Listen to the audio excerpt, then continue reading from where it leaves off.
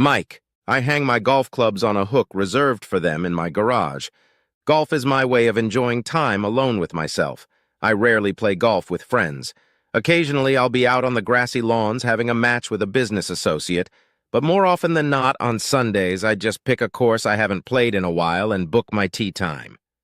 I always hope to play a game alone, but most of the time I find myself paired with other golfers. The fact that I don't know the other players intimately helps me stay on my own wavelength and enjoy the game. That's exactly what I like about golf. Admittedly, I'm not the best golfer, but I usually finish the game with a score of about 11 over par 1. What I am truly good at is the short game. I rarely miss the green 2 from 150 yards. But the driving 3, well, that's where it gets tricky. Hit or miss. One week my ball goes right where it needs to go, and the next I have to scramble all day to get out of the sand trap. Well, I think you fellow golfers know what I mean. So I walked from the garage into the kitchen to wash my hands and have a beer. And while doing so, I heard my wife's voice through the open kitchen window talking to someone on the phone. Last summer we put a pool in the backyard, and my wife just loved it. On the hottest days of the summer, she would either swim in it, lay out sunbathing nearby, or just lounge in a chair under the shade of the trees next to the pool. I loved watching her in these moments because she'd put on her smallest bikini and, oh my God, what a sight!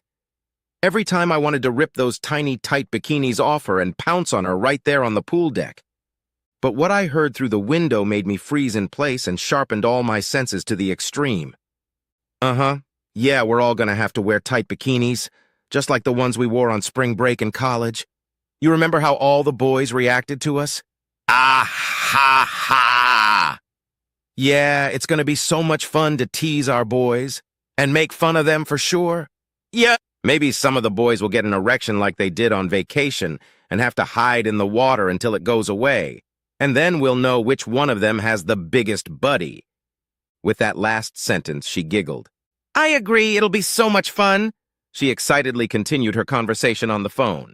What? Yeah, I know, I may be a rascal, but it'll be great fun for us girls. Uh-oh. Wow, that would be a real hoot. Ha ha ha, I can already see it. Which one do you think we should do it with? My husband? Well, no doubt he'll be angry, but I'm already laughing just thinking about it. Okay, all right, I'll do it. Well, I gotta go. Mike's gonna be back from his golf outing soon, and we're gonna grill something. Yeah. And then we're gonna relax by the pool. Oh, I just love Sunday nights. Mike? Well, after a full week of work and chores on Saturdays, he likes to play golf on Sunday, and I, like to do nothing. Anyway, this pool is a great way to relax. I'm reading, sunbathing. I'm just getting high. Okay, come on, I can't wait to see all of you. Bye-bye, bye-bye. My wife's voice was silent, but only at that moment I realized that I had been involuntarily holding my breath all this time, and I took a long, slow exhalation. What was she talking about? What was she going to do that was supposed to be incredibly funny? It certainly sounded like whatever it was, she was planning on doing it to me. And it looked like I was going to be laughed at. Now, I want to talk a little bit about my childhood. Lisa and I have been married for 6 years. I met her in college, and I won't bore you with the details. I'll just say that I hit on her for 3 years of college and married Lisa a month before our senior year. After the wedding, we rented a small one-bedroom apartment off campus, and all of our friends envied us. We were truly in love with each other, and it still is to this day. Most of our college friends one by one broke up into couples and got married within a year or two of graduation. Since Lisa and I were married before anyone else, we were considered the oldest married couple in our peer group. Our group of college friends, more accurately, it was more of a group of Lisa's girlfriends with their husbands, collectively decided that instead of going to a 5th anniversary graduation reunion, we would chip in and rent a house on the beach for the weekend. I thought this was a good idea, since I myself couldn't boast of having many friends while I was in college. Besides playing on the soccer team to justify my athletic scholarship and studying hard to double major in business and accounting, all of my free time was spent just on my girlfriend. It was all I wanted to do: soccer, studying, and Lisa. Lisa herself was different. She intended to get a degree in psychology, and it seemed that studying came easily to her without any effort. It just came naturally to her. Sure, she had psychology papers to write, but most of the time she had free time to hang out with friends. And she was always busy doing one thing or another with some girl from her dorm. After we got married my senior year, that didn't change much, but whenever I wasn't playing soccer or in class, she and I would spend time together. So Lisa's 5 college friends, along with their husbands, were planning a weekend getaway that was due in 2 weeks. They rented a 6-bedroom house near the beach and planned a 3-day weekend for the whole bunch. I knew all the women, the wife's girlfriends, and 1 or 2 of the husbands. The reunion was supposed to be a positive escape from work for me, but it would be even more fun for Lisa, since they were mostly her friends. We husbands were to hang out, swim, grill yummy things, and drink beer. But what was the significance of the phrase that the girls would wear revealing bikinis and try to turn us on? To what end? I guess they'd be trying to reminisce about their wild college years. I've always tried my best to avoid awkward situations, and Lisa knew that. I mean, who among you wants to get into an unpleasant, embarrassing embarrassment in public? But as for me, I was a lot more sensitive than most people. When we were still dating in college, I told Lisa about a humiliating experience in my childhood when my mother had embarrassed me as a child many times. My mother had a private in-home daycare center. Other mothers would bring and leave their children with us for the day. There were 4 or 5 of them at all times. They were both girls and boys, some older and others younger than me. The oldest of them was never more than 12 years old. When I was a kid, my mother, to embarrass me and intensify the punishment, would pull down my pants and spank my bare ass in public when I misbehaved. She'd give 3 or 4 hard, swaggering spanks, and she didn't seem to care who was watching. Very often, as I pulled up my pants after the expletives, I would look around and see the girls staring at me. Some of them had smirks on their faces. Others covered their mouths with their hands in embarrassment, trying not to laugh. There were some who shamelessly pointed their fingers at me and pushed each other, laughing openly. I've only seen my mother 3 times since I went to college. For the summer, I took a job on campus just so I wouldn't have to go home. For the other vacations that fell through, I always planned to go camping or skiing or something like that for a week. Each time, I had an excuse to avoid being at my parents' house. Can you blame me for that? I didn't really hate my mother. I just had no desire to ever be around her again.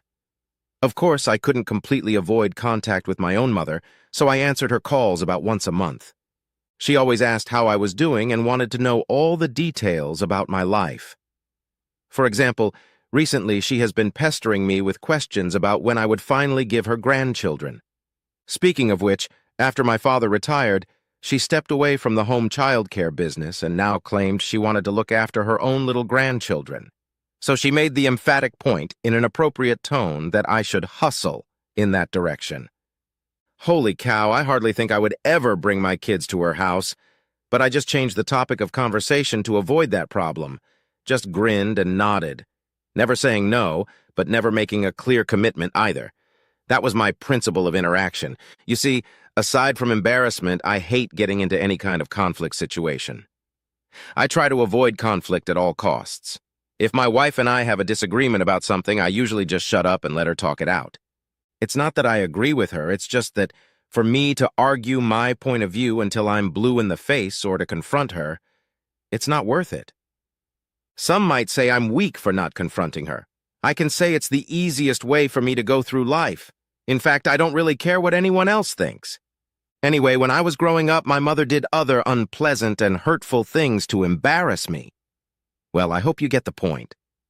All of this caused me to react very acutely and painfully to situations of my own embarrassment or humiliation, especially if it happened in front of women. So as I walked out the back door to the pool, my mind was in turmoil, wondering exactly what my wife had planned to do at this weekend's reunion. "Hi, honey," Lisa greeted me with a friendly wave from her lounge chair. "How was your golf outing?" "It was okay. Finished 5 over par. I couldn't miss a driver today, so it was a good round." I said these words, trying to keep a casual, almost carefree tone, while my brain was stubbornly saying, "Stay calm, stay calm." "Who were you talking to on the phone?" I asked my wife. "Oh, I didn't know you were already home." She hesitated for a second, but then she got control of herself and her voice. I was just talking to Angie, my former roommate from when we were in college. We're making plans for a reunion weekend. Ah, I see, I muttered, rubbing the back of my neck with the palm of my hand that was slightly aching from golf. I'm going to take a shower and grill a couple burgers. I'll see you a little later. I won't bore you with the story of what happened over the next 2 weeks, but things were fine between us. My wife and I had sex a couple times a week, and it was always great. Lisa still looks like a very attractive woman now, having not gained a single extra gram since college. She still weighs just over 60 pounds, boasts a 3-piece bust, and has a luscious ass that is so nice to watch from behind as it bounces and jiggles as she walks. Guilty, I can't resist patting Lisa's ass every time I pass her in the kitchen, or anywhere else for that matter. She chastises me if I do it too blatantly in public, but I just tell her that the way I'm attracted to her is beyond me, and that her beautiful ass is the only one I, as a husband, have the right to spank. So I exercise my spousal privileges when I can. She never really gets mad about it. I think secretly she even likes it. Anyway, on Friday, we all started flocking to the rented house by the beach at different times. Some of the earlier arrivals had time to sunbathe, while others didn't show up until after dinner. All in all, we had a great evening sitting around the campfire, relaxing, drinking beer, and reminiscing about stories from our college years, and then sharing stories with each other about what we all did after college. So far, only one couple had had a baby. Everyone else said they weren't planning on having kids for at least another 4 or 5 years. Coincidentally, Lisa and I recently talked about becoming a full-fledged family, and as a result of the discussion, we decided we were ready to take that step, so she stopped taking birth control. Well, after all, we were the longest married couple among all of our friends after all.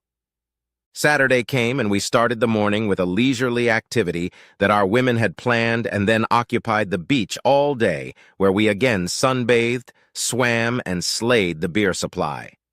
I was surprised to see all the ladies wearing rather modest swimsuits on this first day of full vacation. After unwittingly overhearing my wife planning the weekend on the phone with Angie, I had thought they would all be flaunting their bikinis with thongs. Heck, I'd love to see our ladies in mini bikinis. Hand on heart, they were all quite pretty girls.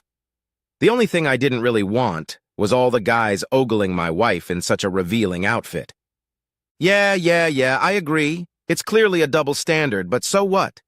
After another relaxing evening of grilling, drinking, joke-telling, and intellectual conversation, we all headed to the side by 10 o'clock. I know us, old married folks, are kind of supposed to go to bed at 10. Of course, because it's not those wild and crazy college days anymore. There were lots of sex sounds in our house that Saturday night, but most of us heard nothing, as we all made love to our spouses and then promptly fell asleep. Yep, spending all day in the sun, complete with a percussive dose of booze, takes a lot of energy away from your body and guarantees a good night's sleep. Sunday started out as a carbon copy of Saturday until we got to the beach in the afternoon. Our women sent all of us guys down to the beach to spread out blankets, prepare coolers with drinks, and set up umbrellas, and they said they would be down to join us in a minute. Nothing out of the ordinary. It takes the guy about 3 seconds to pull on his swim trunks, and then we're all popping out the door. The only weird thing was that I couldn't find my swim trunks anywhere. Rummaging around the room, I asked Lisa if she knew where they were because I thought I had left them on the side of the tub yesterday. She shrugged and said she hadn't seen my swim trunks, but it was a good thing she'd picked up some spare ones for me. I thanked her, immediately got into them, and went to catch up with the other guys. You know, it takes women a lot longer to get ready to go out, even if they're going to the beach. They have to put on sunscreen, make sure their hair is nicely styled. Oh, and they have to find their missing sunglasses. And how about some elegant shoes to match the swimsuit? Well, you know what I mean. So the men went ahead and set up our afternoon beach spot. The wives were to follow. When our ladies appeared, all of us guys dropped our jaws and seemed speechless. 6 wives stood before us, moving like runway models and showing off their assets covered in very revealing micro-bathing suits. Almost completely naked breasts and asses glistened and swirled before our bewildered eyes. There was so much tantalizing female flesh that if we had been on a public beach, I'm afraid these girls in their tight little covering strips of cloth would have been arrested. As they got closer, 3 of the ladies had very visible camel socks and 4 of them were wearing thong panties that left no room for imagination when you looked at their asses. Angie was the first to speak. "The girls and I thought you guys deserved a sweet treat for being such good husbands. Besides, we have a lot of properties here and here." She stroked her breasts with languid smoothness, then slid her hands across her waist to her hips and finally slapped her buttocks. "That need a good tan, so we thought we'd put on a show for you this afternoon. Anyone want to object?" Raising her eyebrows, with a smile of realization of her superiority, she looked around at all of us. We guys all seemed to go numb, unable to speak at the sight of her. In any case, we tried our best not to stare at not our wives, trying to behave as usual. All I can say is that one of the ladies had stunning breasts.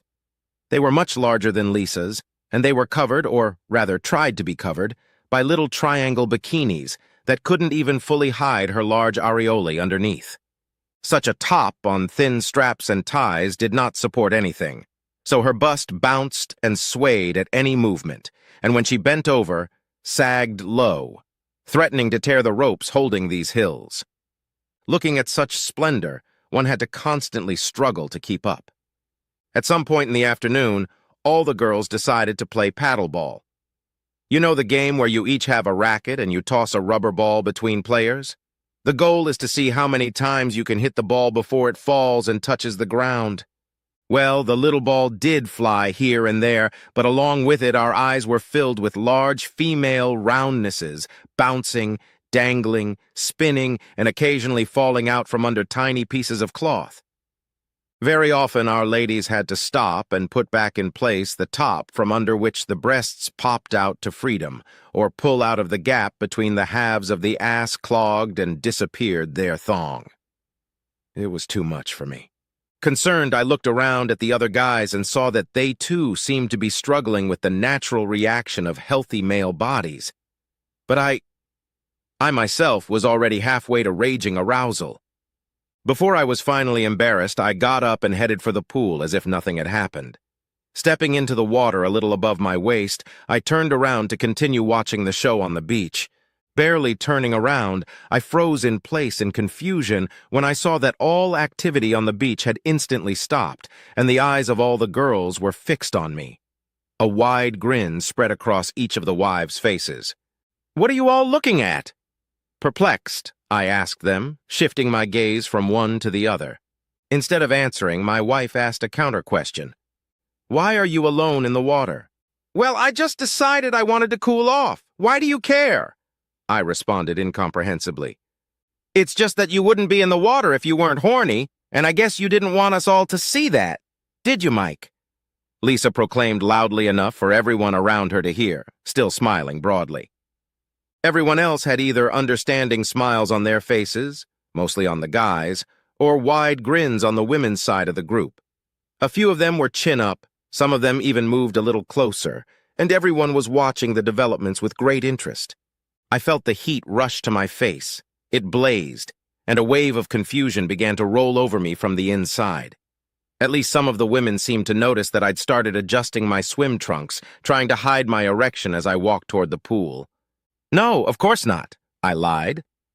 Purely instinctively, I put my hand in the water to cover my really still somewhat tense genitals, and there I was, waiting for bull show.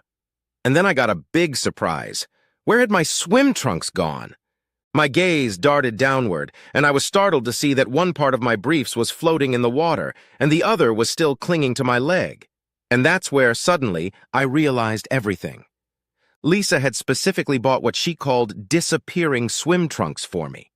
That must have been what she was talking about on the phone with Angie when she said, "This is going to be a real hoot." In that instant, the pieces of the puzzle came together.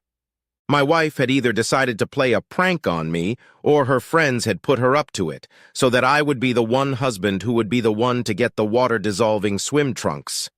My stricken brain was sending out signals in those seconds, as if everything in the world around me had slowed down, all sounds had disappeared, and instead of feeling the hot sun, ice needles were pricking my back. In my cotton wool-covered ears, I heard only the deafening thumping of my own heart. I looked up at the shore and saw all the women there laughing silently, pointing their fingers at me. Two of the guys were laughing too, and a couple others looked like they didn't realize what was going on. Everything was happening as if in silent slow motion, but my brain was working at 1,000 miles a minute. And there I was, again, amidst a crowd of strangers and a lot of other people's eyes, plunged into one of my childhood nightmares, only now as an adult.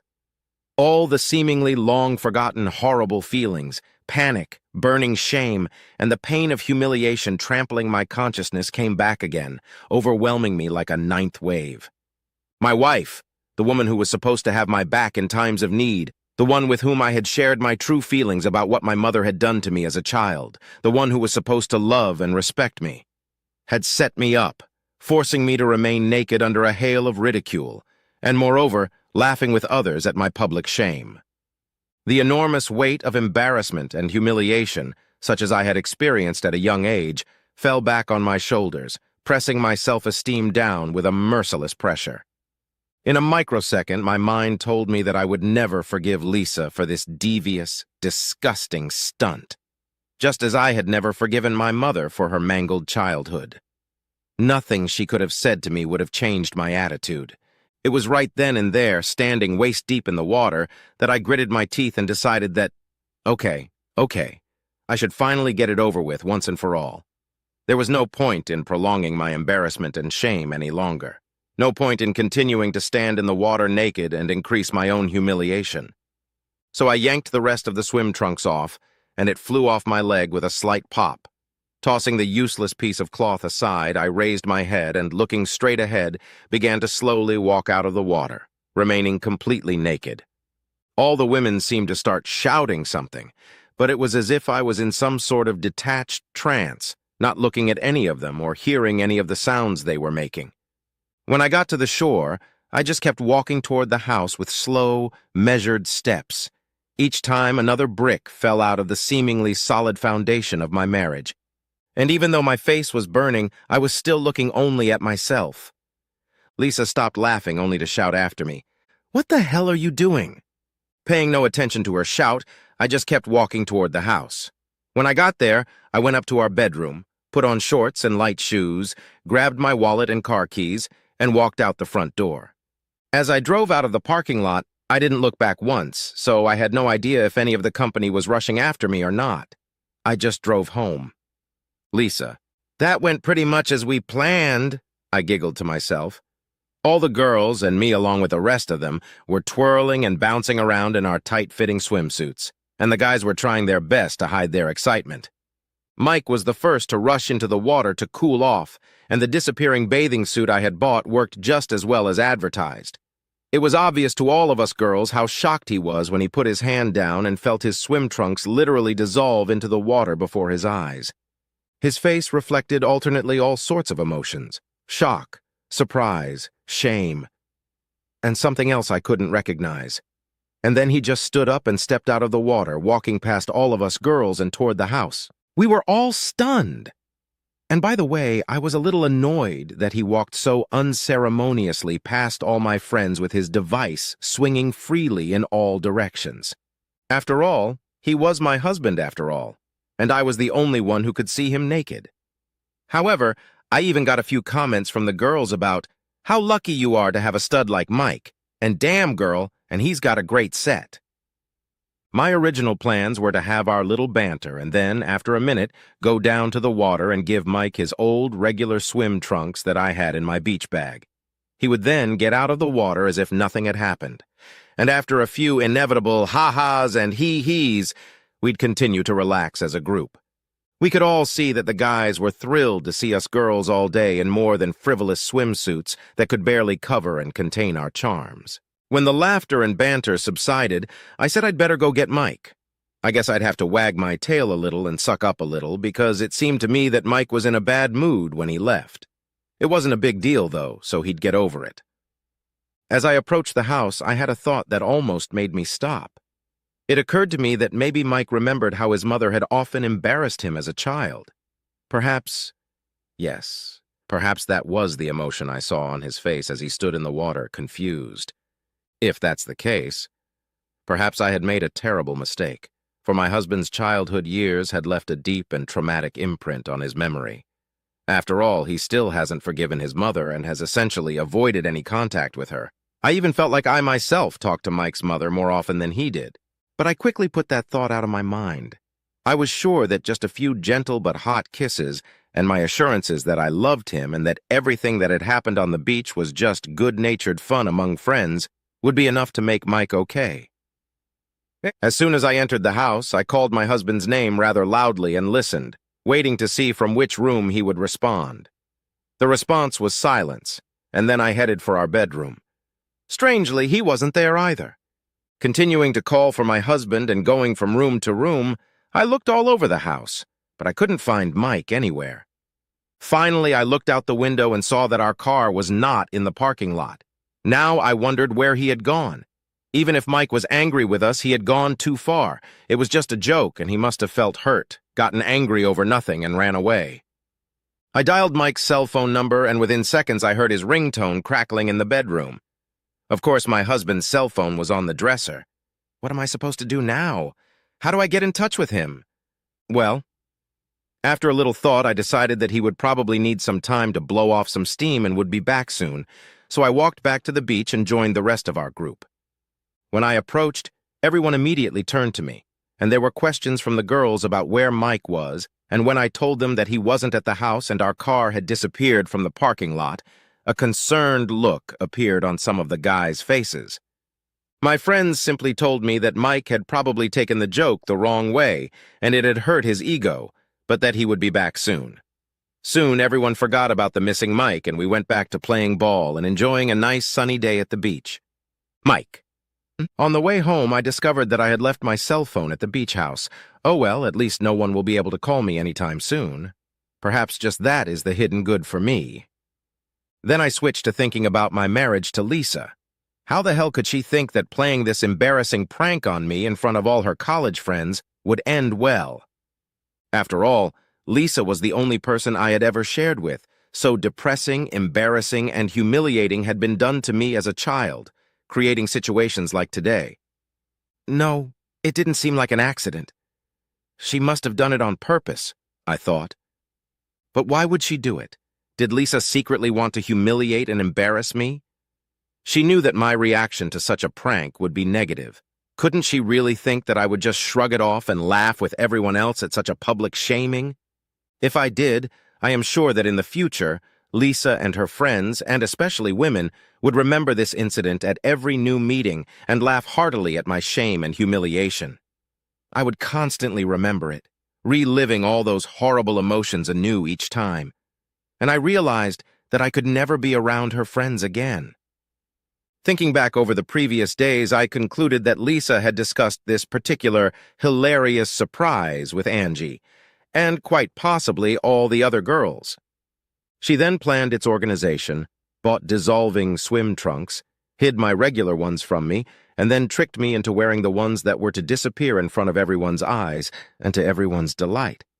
I'm sure all the women, pulling on their swimsuits and grinning ear to ear, were chirping animatedly about it in anticipation of the comical spectacle right after sending us guys ahead to the beach. Although, no, I thought, Lisa probably couldn't help but realize that her joke would have consequences. So did she have so little respect for me and my feelings that she didn't care if such a prank hurt me? What if she wanted to insult me on purpose? But why would she do that? What if I had done the same thing to her? Planned a weekend away with friends, and then, at the most unexpected moment, pulled off her bathing suit, leaving Lisa completely naked in front of the whole group while we all laughed at her. Would she have just said, "Ha-ha, very funny," and joined in the fun? I bet she wouldn't. I bet she would have been deeply humiliated and extremely angry with me. So, no. I think my wife thought it over carefully and decided she could get away with it. So what was I supposed to do now? Should I just accept what happened on the beach? Forgive and forget? Well, I wasn't a helpless little boy anymore. I was a grown man, and this time I could defend myself. Defend myself in the way I thought was right. to preserve my dignity, not become an object of ridicule in public. I wasn't going to give up my self-respect and spread myself out as a pliable doormat in front of anyone. As soon as I got home, I immediately started packing some clothes and things I might need for the next week. I went into my home office and picked up my computer, birth certificate, passport, and other important documents. Then I got in my car and drove away. I didn't know how long I would be gone, but I had absolutely no desire to see Lisa or talk to her anytime soon. Lisa. Several hours had passed, the day was drawing towards evening, and Mike still hadn't returned. It was already starting to get dark, and we started packing up our beach gear to head home. I was starting to get a little worried about why Mike never came back. We had to pack up and leave the rental house in an hour. When it was time to leave, I, being without a car, talked to Angie and she said she could give me a ride home. By this time, I was more than anxious. To add to my anxiety, a somewhat awkward situation arose as we were all saying our goodbyes. I noticed that some of the guys felt awkward averting their gazes, and some just walked away without even saying goodbye to me. If my friends were acting weird towards me, maybe I had really made a big mistake. Back home, I got my stuff from Angie's car, said goodbye to her, and walked towards the dark house. At first, I thought Mike had gone to bed, but when I noticed his car wasn't in the garage, I realized he wasn't home either. And since he'd left his cell phone behind, I couldn't call him anyway. Finding myself alone in an empty house, I became truly alarmed. Everything pointed to the fact that I had really screwed up this prank. Mike. I found a small hotel not far from my work and rented a room for the week. I felt like my blood pressure was still off the charts and I needed to find a way to calm down somehow. So I took a shower and settled down in front of the TV to distract myself and relax. The next thing I knew, I woke up with a jolt, and when I looked at the clock, I found that it was 4 a.m., so I got up and got ready for work. I usually got to work before the rest of the team showed up at 6 a.m., so there was nothing unusual about my now customary early wake-up time. Lisa, last night Mike never came home or even called me. My feelings vacillated between anxiety for the situation I was in and anger at Mike for overreacting. How could he do this to me? He'd just gotten up and left, and then he hadn't even called me, and he knew there was no way I could contact him. Obviously, my husband didn't want to talk, or he would have contacted me long ago. As I packed up and drove to work, I got a call from Angie on the way, asking me how things had gone with Mike last night and if I had been able to work things out. I told her that Mike had been out all night and that it had made me really mad at him. Angie asked me to tell her afterward about everything that would happen after Mike finally deigned to show up at home. She confirmed my own thoughts, saying with certainty that he had overreacted and that he had better get a grip and grow up soon. After I finished talking and tossed my cell phone on the passenger seat, I had an unpleasant thought. I thought I had really made Mike relive his worst childhood trauma. Thinking about it, I began to realize that I had done the same thing to him as his mother had done to him. I knew that even after many years, his negative emotions remained too strong because of what he had gone through because of his mother's parenting lessons. That is why Mike to this day has not forgiven her. In fact, he had cut her out of his life. I was also aware of the fact that Mike did everything he could to avoid seeing his mother. He never confronted her or gave her a chance to justify his actions in any way. Mike simply left her, went to college, and almost never came home. To this day, she still had no idea how horrible and disgusting his childhood years had been for him. Was Mike going to do the exact same thing to me? My God, what have I done? A horrifying thought burned through me, wreaking havoc and panic inside. I had to talk to him, convince him it was just a joke, a little prank among friends, nothing more. Hell, I'd been so caught up in it that I hadn't even thought about Mike's traumatic past, going headlong into organizing what I thought was supposed to be just a fun diversion. Mike. The visit to work was a positive and nerve-calming moment for me. I liked my team and we got a lot done on this Monday. When office hours were over and it was time to leave, I looked out the window and noticed Lisa standing by my car. I don't know how long she had been waiting there, but she hadn't noticed me yet. I asked one of the guys in the office if he could give me a ride to the hotel. I wanted to avoid meeting my soon-to-be ex-wife, and a coworker agreed to give me a ride. Lisa. I waited for Mike outside his work, standing next to my husband's car just to talk to him. I was determined to apologize for my bad taste in pranks and hoped things would get better between us again after that. But he never came out of the building he was working in. I waited for him until late afternoon, but in the end, when his car was the last one left in the parking lot, I had to go home with nothing. Or rather, I returned to a still empty house with a lot of depression in my soul and an unclear but looking rather bleak outlook. The next evening, the same thing happened again. On the third day, rather than wait for Mike, I wrote him a letter telling my husband how sorry I was for my stupid prank, apologizing for how stupid and ill-considered it had been, and that I only realized after the fact that it had been a very, very bad idea.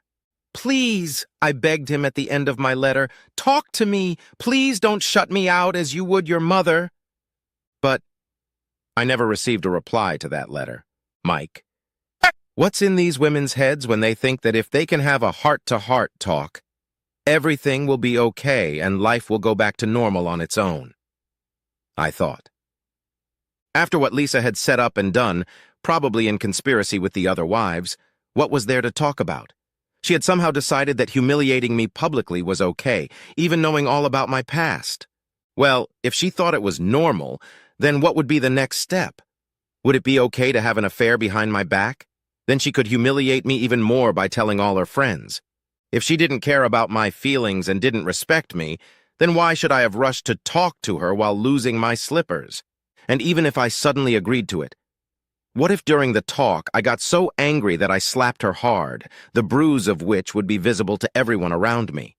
What would be the consequences of that? Was there even a chance that we would talk and our lives would blossom like a fairy tale? I decided that for me, all this verbal fluff and pouring from empty to empty was not the way to go. It was time to move on. It's been a year since I quit my job and moved to Colorado. Boy, am I in awe of this state. Everywhere you look, there is beautiful scenery. I managed a new team and we worked like a well-oiled machine. I'd been dating a petite brunette for 3 months, and the first thing I did was tell her why I'd left my wife. Several times as she listened to my story, tears came to her eyes as she felt my pain. My new girlfriend, in turn, told me that her college sorority sisters had also humiliated her during her studies. One night they jokingly tied her to a tree, completely naked, in front of their sorority house.